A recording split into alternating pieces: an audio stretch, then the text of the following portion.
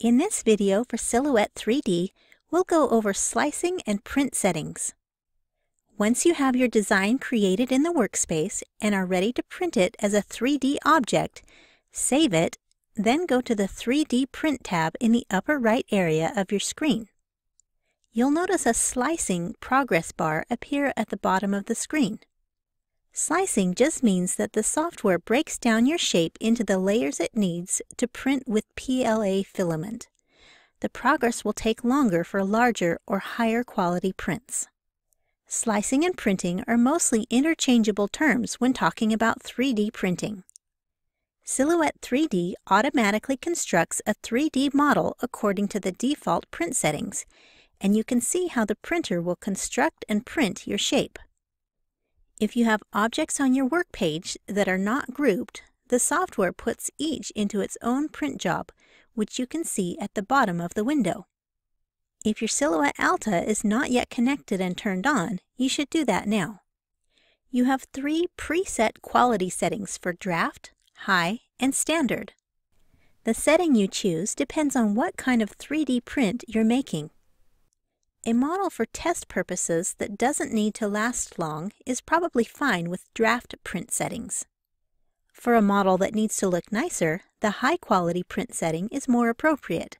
Standard is somewhere in between. You can also change any preset print settings to create your own print profiles by clicking on the gear icon here. The settings you choose will depend on what you're making and what you want to use it for, and you'll find those kind of recommendations as you discuss and read online resources for 3D printing with PLA material. Start with an existing profile and then make your adjustments in these tabbed sections.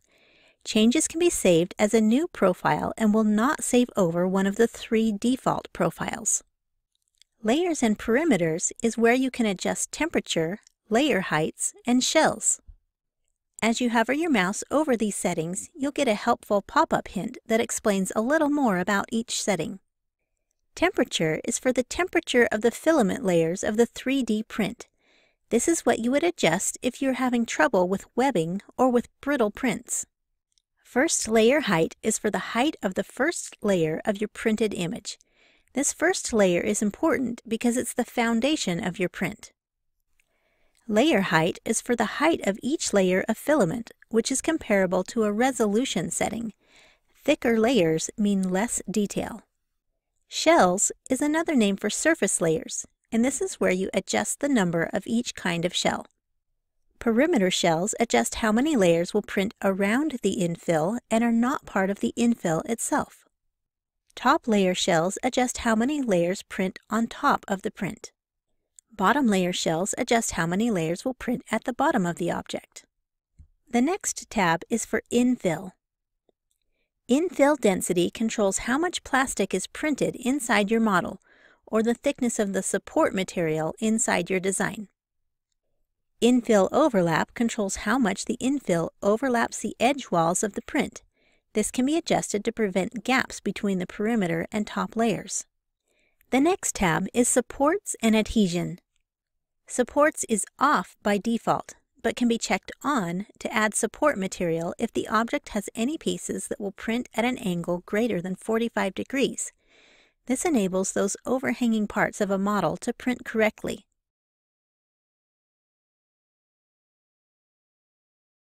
Adhesion relates again to that important first layer. Brims help stick the first layer to the bed. Brim width determines how many perimeter loops go around the first layer to help support the base and reduce warping. More loops for a wider brim make it less likely to come unstuck from the print bed. Brim distance controls the size of gap between the brim and the first layer. A 0 mm distance actually connects the brim to the model, which can then be pulled away once cooled. Here you can see that extra wide brim I created. The final tab for adjusting print settings is speed and extrusion. You can change the speed at which each layer is printed.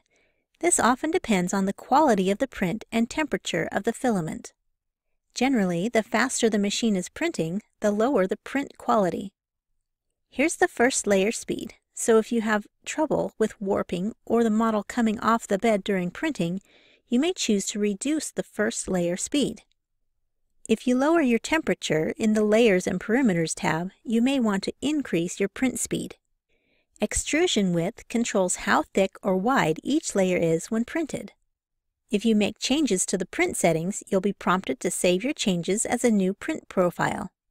Any of the default or user-created profiles can be selected from the Quality drop-down list. You'll always see a print estimate time and material usage estimate, and this changes based on your print profile. Adjustments such as higher quality and slower speeds increase your printing time and material usage. You'll see a visual difference in the print project for these changes, such as the addition of supports or wider brims, as I've shown you. You can even press play to see how the print will be made and adjust the speed at which the preview plays. This 3D Print tab also shows the printer selected, its current status, and current temperature. When you're ready to start your 3D print, click Print. When you're not printing, you can use these icons to move the print head to home position, calibrate the print head, and change the filament. The calibration and filament changing options lead you step by step through the process with easy-to-follow on-screen instructions. That's it for adjusting print settings in Siluet 3D. Thanks for watching.